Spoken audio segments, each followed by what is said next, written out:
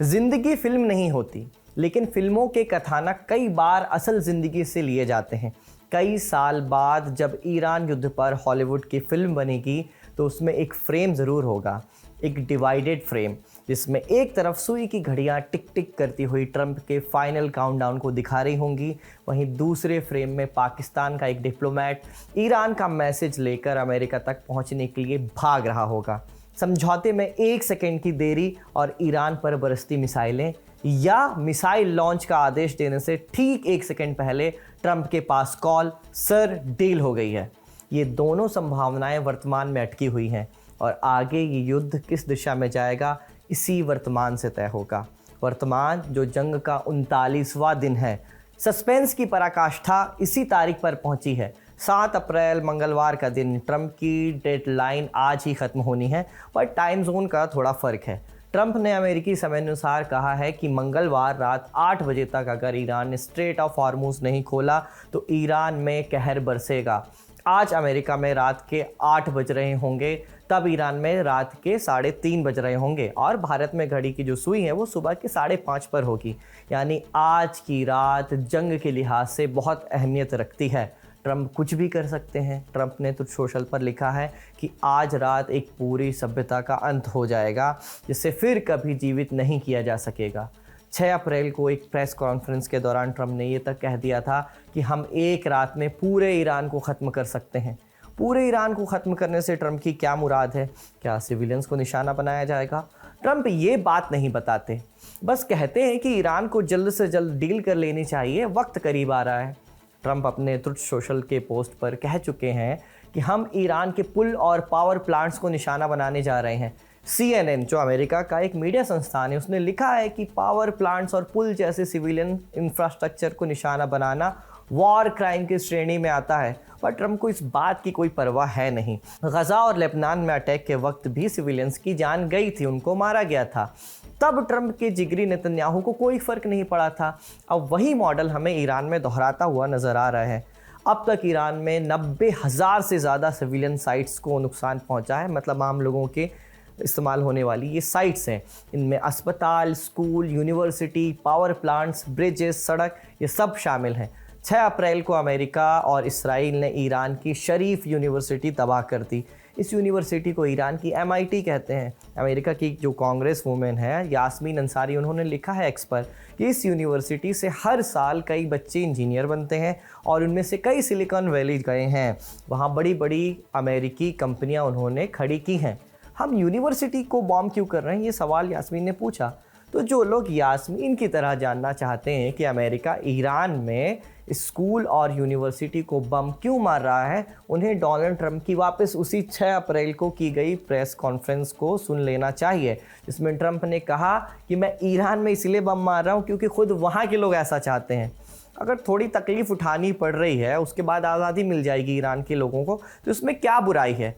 वो चाहते हैं कि इस्लामिक रिजीम जो है वो कमज़ोर पड़ जाए। ऐसा ट्रंप कह रहे हैं कि ईरान के लोग ऐसा चाह रहे हैं कि मैं बमबारी करूं और ईरान का इस्लामिक रिजीम इससे कमज़ोर पड़ जाए। वो कौन लोग हैं जो अपने ही देश पर बम गिरने से खुश होते होंगे, हम नहीं जानते। पर कुछ जानकारों का मानना है कि ट्रंप अमेरिका में रहने वाले उन ईरानियों के संपर्क में है जो ईरान की इस्लामिक रिजीम से नफरत करते हैं और वहाँ शाह की हुकूमत वापस वो लाना चाहते हैं। हालांकि ऐसे ग्रीन कार्ड होल्डर्स को अमेरिका में रहना नहीं है, जिन्हें ईरान में रहना है उनके लिए ट्रंप जीना दूभर ही कर रहे हैं। अगर पावर प्लांट्स पर हमले होंगे तो ईरानियों के लिए ही मुश्किल खड़ी होगी। बिजली नहीं मिलेगी, बिजली से डिसैलिनेशन प्लांट्स चलते हैं तो उन्हें पानी की सप्लाई नहीं मिलेगी। वैसे भी ईरान के कई डिसैलिनेशन प्लांट्स हमले में तबाह हो चुके हैं। अगर ईरान में बिजली कट हो जाती है तो लगभग पूरा ही देश ठप पड़ सकता है, क्योंकि बिना इंटरनेट के बैंक से लेकर दूसरे सरकारी ऑफिसेज सब बंद हो जाएंगे, अस्पताल में वेंटिलेटर बंद हो जाएंगे, दूसरे उपकरण बंद हो जाएंगे। यानी पावर कट से सैकड़ों हज़ारों लोगों की ज़िंदगियां एक झटके में दांव पर लग जाएगी। पर बात इतनी बस नहीं है। अमेरिका के साथ अब इसराइल ने भी ईरान के ख़िलाफ़ नई धमकियाँ जारी कर दी हैं। कहा है कि ईरान में कोई भी रेल से सफ़र ना करे, ट्रेन से सफ़र ना करे और आज के दिन किसी रेलवे स्टेशन पर ना जाए। पीस थ्रू स्ट्रेंथ, यानी ताकत के बल पर शांति लाने का दावा अमेरिका और इसराइल बरसों से कर रहे हैं। पर हमने इराक और अफ़गानिस्तान में देखा क्या हुआ, ताकत से काम नहीं हुआ। लेबनान में हिजबुल्लाह को ख़त्म करने के नाम पर तबाही मचाई गई, लेकिन क्या हिजबुल्लाह ख़त्म हुआ? पूरे गज़ा को बर्बाद कर दिया गया, लेकिन क्या हमास ख़त्म हुआ? यमन में बमबारी की गई, लेकिन हूती ख़त्म हुए? पीस थ्रू स्ट्रेंथ एक फेल कॉन्सेप्ट है। और सबसे बड़ी बात, ईरान कोई छोटी ताकत नहीं है। 39वां दिन है आज जंग का। अब तक टक्कर दी है अमेरिका और इसराइल को ईरान ने। जब भी ईरान पर कोई हमला होता है, वो उसका जवाब अमेरिका के सहयोगी खाड़ी देशों पर हमला करके देता है। अभी कुछ देर पहले IRGC ने कहा है कि अगर हम पर हमला हुआ, इस रात अगर हमला हुआ, तो हम खाड़ी देशों के ऑयल प्रोडक्शन को ऐसा निशाना बनाएंगे कि सालों तक वो उसकी भरपाई नहीं कर पाएंगे।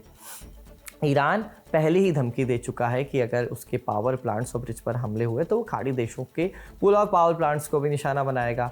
और फिर ये IRGC वाली नई धमकी है। फिर इसराइल अगर ईरान के रेलवे स्टेशन को, रेलवे लाइंस को तबाह करता है, तो शायद खाड़ी देशों की भी रेलवे लाइंस को ईरान तबाह कर दे। जो भी होना है आज की रात होना है। डील हुई तो भी पता चल जाएगा, ट्रंप ने हमला किया तो वो भी बात पता चल जाएगी। यानी युद्ध के लिहाज से यही रात अंतिम है और यही रात भारी।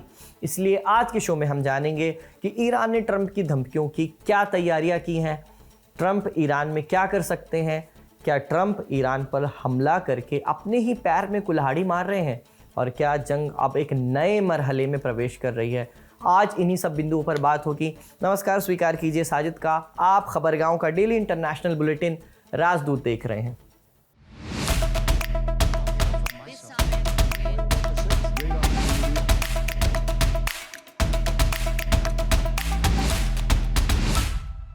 ट्रंप अब तक 6 बार ईरान को दी गई धमकी एक्सटेंड कर चुके हैं। कह रहे हैं कि हॉर्मूज खोल दो, नहीं तो बुरा होगा।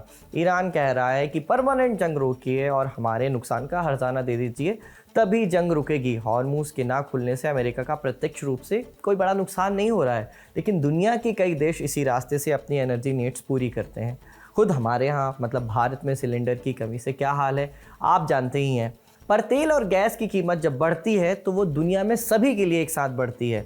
अमेरिका में भी तेल की कीमत बढ़ गई है। $4 पर गैलन तेल वहाँ पे बिच रहा है। इससे पहले 2022 में पेट्रोल की इतनी कीमत बढ़ी थी वहाँ पे, और अब बढ़ रही है। अगर न्यूक्लियर साइट्स के ख़ात्मे की बात है तो ट्रंप के अनुसार ये वो पिछले साल ही कर चुके हैं। इस जंग से ट्रंप को क्या कौन सा उद्देश्य पूरा हो रहा है, ट्रंप के पास इसका जवाब है नहीं। इसलिए ये मुद्दा नवंबर में होने वाले मिड टर्म इलेक्शन में छाया रहेगा। ट्रंप अब तक कोई डिसाइसिव विक्ट्री हासिल नहीं कर पाए हैं, उसी की फिराक में हैं और रोज़ रोज़ नई नई धमकी देते हैं। स्ट्रेट ऑफ हॉर्मूज आज नहीं तो कल खुल ही जाएगा, पर ट्रंप इसे खुलवाने का क्रेडिट चाहते हैं, सुर्खी बनाना चाहते हैं, इसलिए हमले कर रहे हैं। ये जंग बहुत पहले ही बैटल ऑफ हॉर्मूज में तब्दील हो चुकी थी। एक ऐसी जंग जिसकी तैयारियां दशकों से अमेरिका, इसराइल और ईरान ने की थी। स्ट्रेट ऑफ हॉर्मूज ईरान के लिए हुक्म का इक्का है, एक ऐसा कार्ड जिसे ईरान एकदम आखिर में इस्तेमाल करना चाहता है। इसलिए तो उसने अमेरिका के युद्ध विराम का जो प्रस्ताव है उसे भी ठुकरा दिया।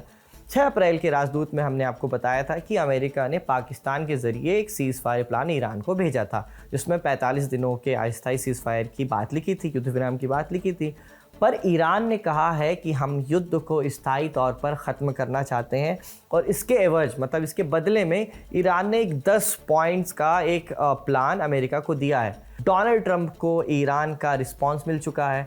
उन्होंने कहा है कि ईरान का रिस्पांस उतना अच्छा नहीं है जैसा वो एक्सपेक्ट कर रहे थे। ट्रंप के इस बयान से पता चलता है कि अमेरिका और ईरान के बीच पर्दे के पीछे कुछ बात तो चल रही है। आज ही पाकिस्तान में ईरान के एम्बेसडर रेज़ा अमीरी मोकादम का बयान आया है कि युद्ध रोकने के लिए शांति का प्रयास एक क्रिटिकल स्टेज में पहुंच चुका है। इसीलिए हमने शुरुआत में कहा था कि 2 फ्रेम बन रहे हैं। सीज़ फायर को लेकर बातचीत भी चल रही है। क्रिटिकल स्टेज से ऐसा लगता है कि कुछ हो सकता है, लेकिन सामने से देखें तो ट्रंप जो धमकी दे रहे हैं और ईरान कह रहा है कि झुकेंगे नहीं। जब ट्रंप की तरफ से धमकी बढ़ी तो मुस्तफा खमीनेई के एडवाइज़र ने एक और चाल चल दी, और चाल ऐसी थी कि अगर वे वाकई चली गई सक्सेसफुली तो पश्चिमी दुनिया रुक सकती है। हम बात कर रहे हैं बाबल मंदब की। ये स्ट्रेट अदन की खाड़ी को रेड सी से जोड़ता है। पश्चिमी देशों का कच्चा माल यहीं से जाता है, एनर्जी सप्लाई भी होती है यहाँ से ठीक ठाक। अगर ईरान चाहे तो हूती विद्रोहियों से बोलकर ये रास्ता रोक सकता है। 29 मार्च को हूती इस जंग में आधिकारिक रूप से शामिल हुए थे। हमने उस दिन के राजदूत में ही आपको बाबल मंदब का पूरा गणित समझा दिया था। आज वो बात सच साबित होती दिख रही है, क्योंकि अब खुद ईरान इस रास्ते को बंद करने की धमकी दे रहा है। ये बात सच है कि ईरान ने ये रास्ता बंद किया तो दुनिया का बड़ा नुकसान होगा, पर यह बात भी सच है कि अगर ट्रंप ने अपनी धमकियों के मुताबिक ईरान पर हमला कर दिया तो ईरान का बहुत बहुत बड़ा नुकसान हो सकता है। अमेरिका और इसराइल लगातार ईरान के सिविलियन साइट्स पर हमले कर रहे हैं। मार्च की शुरुआत में ही ईरान में 77 हेल्थ केयर सेंटर्स पर हमले हो चुके थे, जिसमें से दर्जन भर से ज़्यादा तो WHO ने खुद वेरीफाई किए थे। उस रिपोर्ट को आए 1 महीना बीत चुका है। ये आंकड़ा और भी बड़ा ही होगा। 1 दर्जन से ज़्यादा स्कूल और 30 यूनिवर्सिटी तबाह हुई हैं, उन पर हमले हुए हैं। 2 अप्रैल को ही अमेरिका ने ईरान के सबसे बड़े पुल पर हमला किया। ये पुल कराज और तेहरान शहर को आपस में जोड़ता है। लगभग 4000 करोड़ की लागत से ये पुल बना था, पर अब अमेरिका ने इसे नष्ट कर दिया है। इस हमले में 8 लोग भी मारे गए थे। ये लोग फारसी न्यू ईयर यानी नवरोज़ के मौके पर उस पुल के नीचे पिकनिक मनाने गए हुए थे। ट्रंप की लेटेस्ट धमकियों में और पुलों का भी जिक्र है। ट्रंप का कहना है कि वो ईरान के तमाम पुलों को निशाना बनाना चाहते हैं। किन किन पुल को? ईरान के ब्रिज मैनेजमेंट सिस्टम, एक वहाँ की संस्था है, उसके मुताबिक ईरान में पुलों की जो संख्या है 3 लाख के पार। इसमें छोटी पुलिया को भी शायद शामिल किया गया होगा। 3 लाख पुल में से केवल 185 ऐसे पुल हैं जिनकी लंबाई 100 मीटर से ज़्यादा है, बाकी सब छोटे पुल हैं। तो ट्रंप किन पुल को निशाना बनाना चाहते हैं या बना सकते हैं?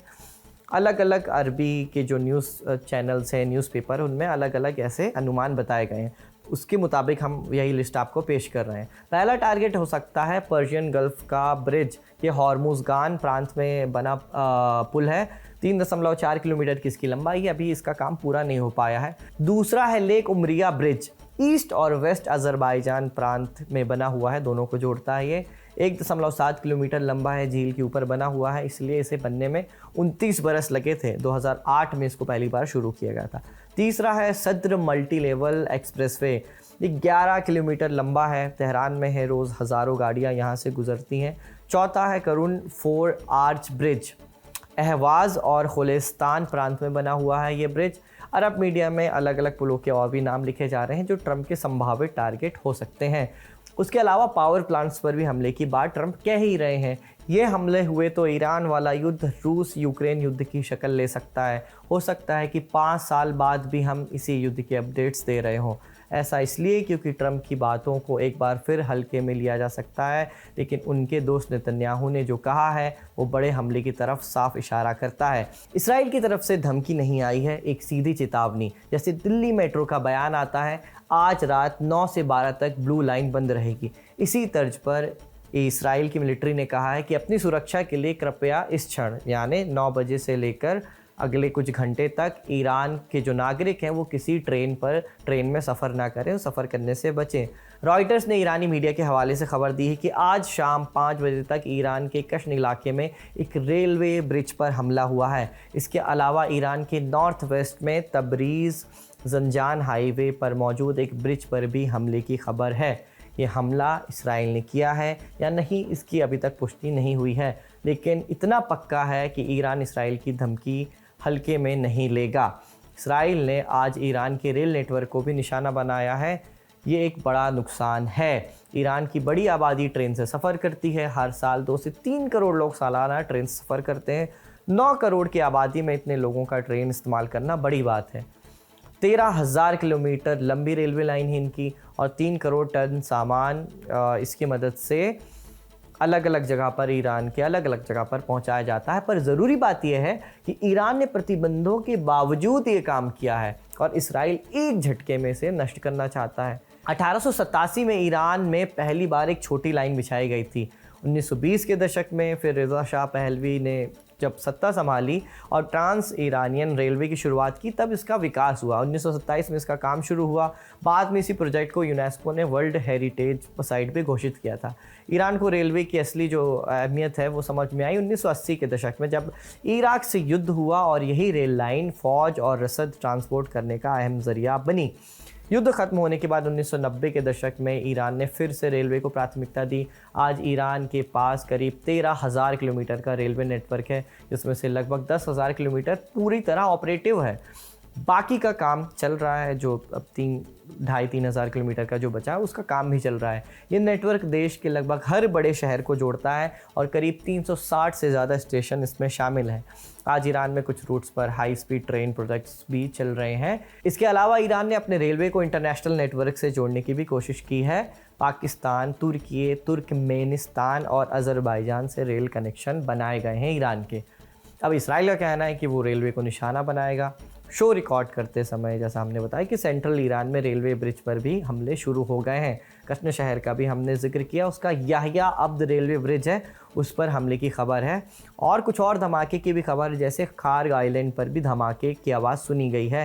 हालांकि ग्राउंड विजन की वहाँ से अभी तक कोई खबर नहीं है। अमेरिका और इसराइल इन सिविलियन साइट्स पर हमला करके हासिल क्या करना चाहते हैं? क्या अमेरिका और इसराइल सोचते हैं कि इससे ईरान का रिजीम तबाह हो जाएगा? अगर वो ऐसा सोचते हैं तो ये उनकी एक बहुत बड़ी गलती है। जानकारों का कहना है कि नागरिक ठिकानों पर हमला करके अमेरिका ने अपनी ही पैरों पर कुल्हाड़ी मार ली है, क्योंकि इससे ईरान के आम लोगों का समर्थन रिजीम के लिए बढ़ने ही वाला है। और अगर ट्रंप कह रहे हैं कि ईरान को पाषाण युग में, स्टोन एज में भेज देंगे, तो फिर युद्ध का रुख भी पाषाण युग जैसा होगा। नुकसान सिर्फ ईरान का नहीं होगा, बल्कि वो इसका जवाब खाड़ी देशों में मौजूद अमेरिकी इंटरेस्ट पर हमला करके देगा। IRGC का बयान आया है कि अगर अमेरिका ने इंफ्रास्ट्रक्चर को निशाना बनाया तो अमेरिका और उसके दोस्त सालों तक तेल और गैस के लिए तरस जाएंगे। IRGC के अनुसार हमला हुआ तो युद्ध सिर्फ रीजन तक महदूद नहीं रहेगा, they will go beyond the region. यानी ईरान पर हमला हुआ तो वो खाड़ी देशों में मौजूद पुल और पावर प्लांट्स को निशाना बनाएंगे। अमेरिका की जो बड़ी बड़ी कंपनियां चल रही हैं वो भी हमलों के जद में आएंगी। यानी तबाही सिर्फ ईरान के लिए नहीं, बल्कि पूरे मिडिल ईस्ट में आएगी, या शायद उससे भी आगे। आगे क्या होगा अभी नहीं कह सकते। ईरान के लिए कल भी सूरज उगेगा, लेकिन इस दरमियान एक डरावनी रात है जिसका उन्हें सामना करना है। आज के लिए बस इतना ही। ये शो रिकॉर्ड किया था आपके लिए हमारे साथी आनंद ने। मेरा नाम है साजिद। देखते रहिए खबरगांव।